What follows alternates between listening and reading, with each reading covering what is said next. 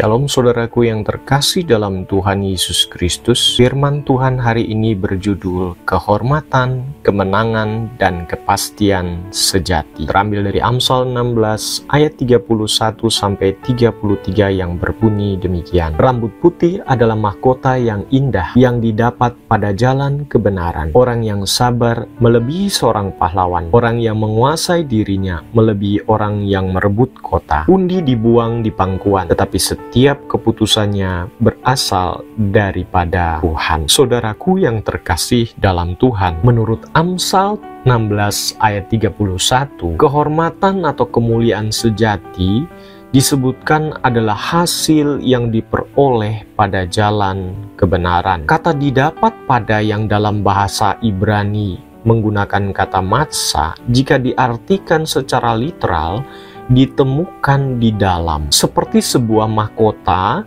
yang didapatkan dalam peti harta karun berharga yang terkubur dalam tanah yang tersembunyi dan sangat dalam. Butuh proses dan usaha yang tidak singkat dan mudah untuk mencari serta memperoleh mahkota kehormatan itu. Gambaran rambut yang memutih, bak mahkota kehormatan yang dikenakan di kepala seorang yang tentunya lanjut usia.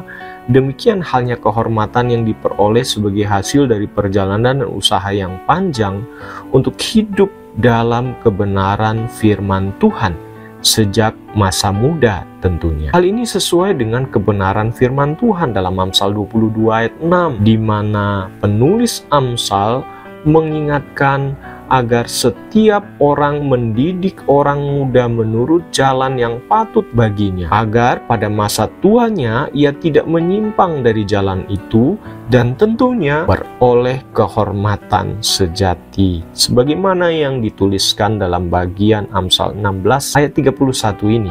Demikian juga senada dengan apa yang dituliskan oleh Rasul Paulus kepada Titus dalam Titus 2 ayat 2-3. Laki-laki yang tua hendaklah hidup sederhana, terhormat, bijaksana, sehat dalam iman, dalam kasih, dan dalam ketekunan.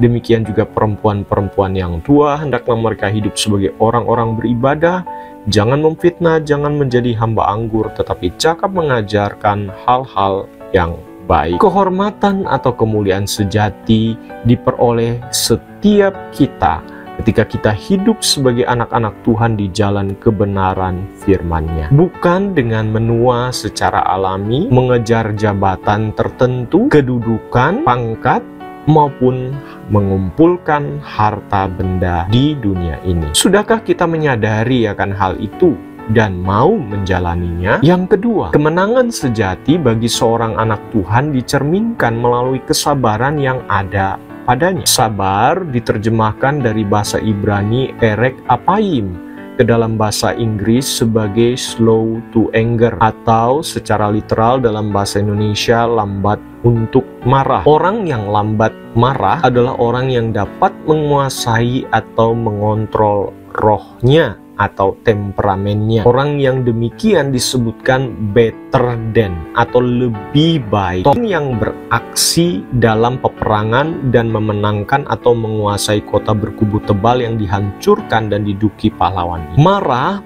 pada dasarnya tidak sepenuhnya salah, sebab itu Alkitab sendiri berkata hendaklah kita sabar atau lambat untuk marah.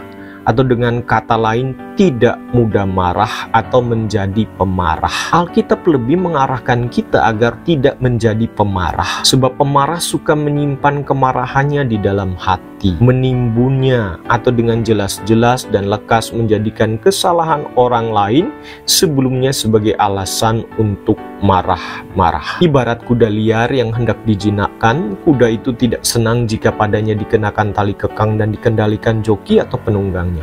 Demikian halnya karakter si pemarah. Kesulitan mengendalikan temperamen dirinya yang mudah marah disebabkan karena kesalahan atau dosa dan kebiasaan untuk menuntut orang lain. Hal ini sesungguhnya yang ditentang oleh Tuhan. Orang yang tidak sanggup menguasai temperamen atau emosi yang meledak-ledak itulah, atau mudah marah, yang menjadikannya pemarah yang kerap kalah dalam peperangan rohani yang sedang dijalani setiap harinya.